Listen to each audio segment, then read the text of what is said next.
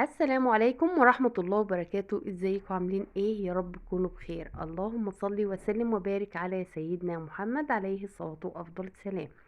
النهارده بقى ان شاء الله هنعمل مع بعض كده الفايش الصعيدي بطريقه سهله وبسيطه جدا، وزي ما انتم شايفين لونه جميل وهش كده، ويعني بسم الله ما شاء الله هيعجبكم جدا باذن الله.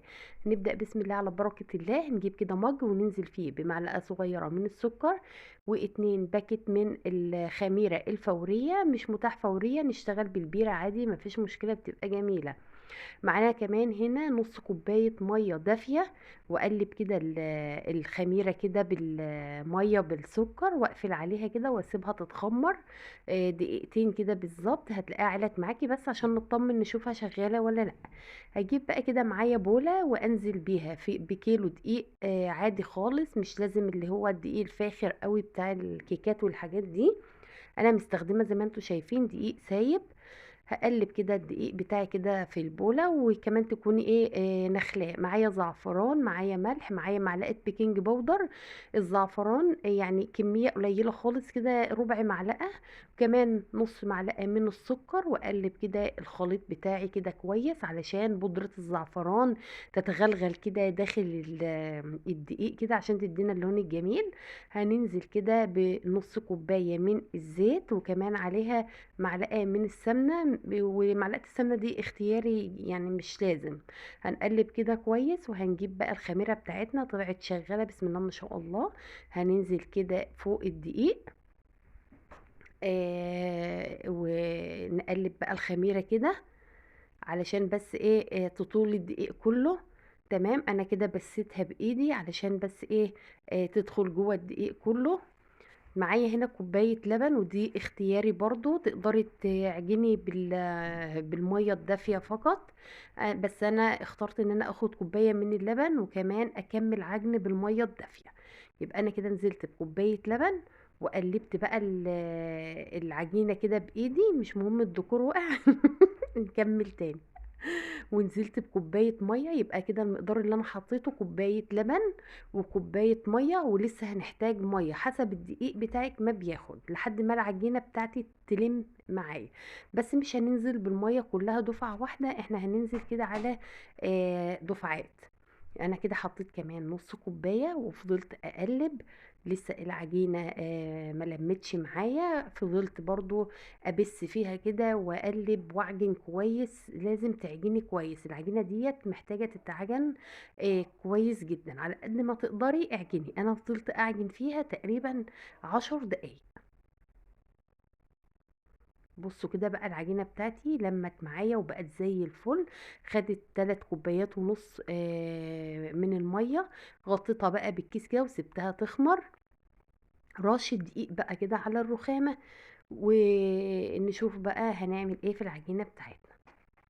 زي ما انتم شايفين بسم الله ما شاء الله، حجمها تضاعف كده وعلت واختمرت كده، وبقى شكلها جميل وطرية كده، وبسم الله ما شاء الله. اللهم بارك، يعني عجينة كده ملبن زي ما بيقولوا. بصوا هي فيها تلزقه بسيطة جدا جدا جدا، بس الدقيق اللي مفروض تحت ده يعني هيلم الدنيا. انا برضو ايه يعني سبت لها كده براح، بحيث ان انا كل ما احط مثلا دقيق ارشه عليها او تحت اكيد هتشرب الدقيق ده، فما تبقاش معايا قاسية قوي. تمام، انا خدت بقى العجين بتاعي كده قسمته ل3 أجزاء. تقدري انت تعملوهم 4 5 6، تعمليه كور صغيرة براحتك خالص. بس انا هشكل ال3 قطع دول، كل قطعة على شكل ساندوتش، في يعني رغيف فينو كده، مش ساندوتش، رغيف فينو كده طويل. زي ما انتوا شايفين فردت كده الدقيق، وجبت النشابة بتاعتي. بصوا العجينة بسم الله ما شاء الله، ولا بتلزق في النشابة ولا لازقة في ايدي ولا حاجة، مظبوطة جدا جدا. اهم حاجه يكون عجنها كويس. اجيب بقى كده النشابه وافضل افرد بالطول، واقلبها كده وافرد من الناحيه التانية برضو. عايزاها كده ايه، ما تبقاش سميكه قوي ولا رفيعه قوي.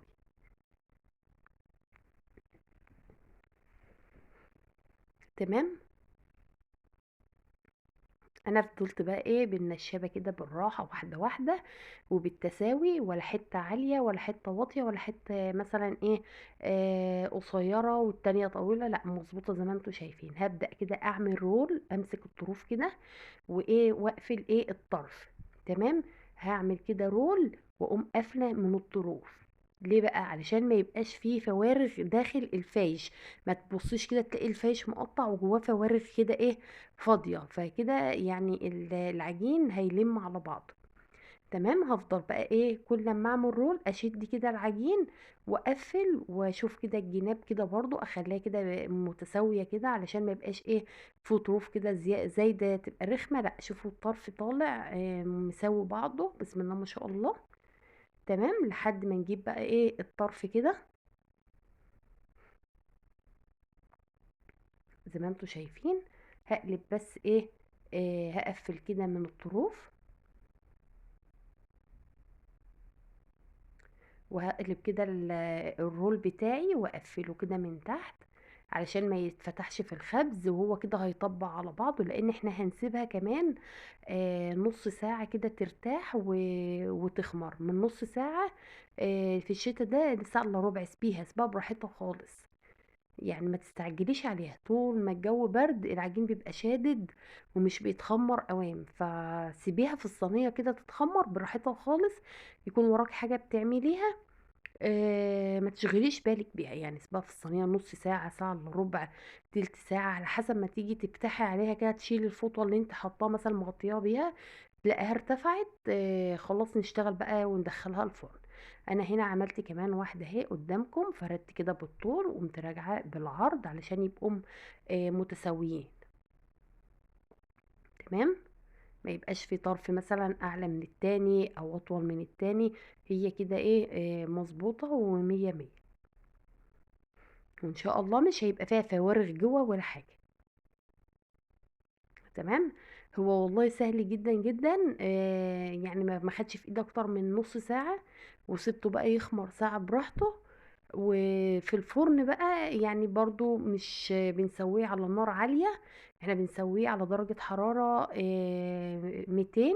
يعني كانك بتعملي كيك 180 او 200، كانك بتسوي كيك بالظبط. سيبيه براحته خالص علشان الرول بيعلى، عشان ما يطلعش معجن من جوه ومستوي من بره. فسيبيه براحته في الفرن على نار هاديه خالص، بس يكون الفرن حامي، يعني كوني مشغلاه قبلها ب10 دقايق. تمام. وده الرول التاني، بصي طالع اللهم بارك مظبوط بقى، ولا حته طويله ولا حته قصيره ولا يعني ايه، زي ما انتم شايفين اهو. وخدته كده على الصينيه، ما دهنتش تحت زيت ولا اي حاجه، صينيه ناشفه خالص. وهنسيبه بقى كده ايه يخمر له بقى نص ساعة، ساعة الا ربع، على حسب ايه ما الاقيه يعلى معايا. وزي ما قلت لكم هندخله بقى الفرن على درجة حرارة 180 او 200. انا هنا غطيته كده اهوت وسبته بقى ايه يتخمر براحته. كده بقى انا كنت خرجته من الفرن تقريبا الرول الواحد قعد في الفرن نص ساعة. بصوا طالع عامل ازاي، اللهم بارك بقى، ولا فيه فوارغ ولا فيه قواطع ولا فيه اي حاجة. بس انا المشكلة عندي ان انا قطعته وهو لسه سخن.